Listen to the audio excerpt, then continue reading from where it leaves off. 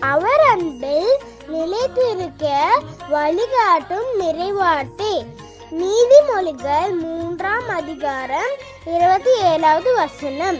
உன்னால் நன்மை செய்ய கூடுமாயின் தேவைப்படுவதற்கு அந்த நன்மை செய்ய மறுக்காதே.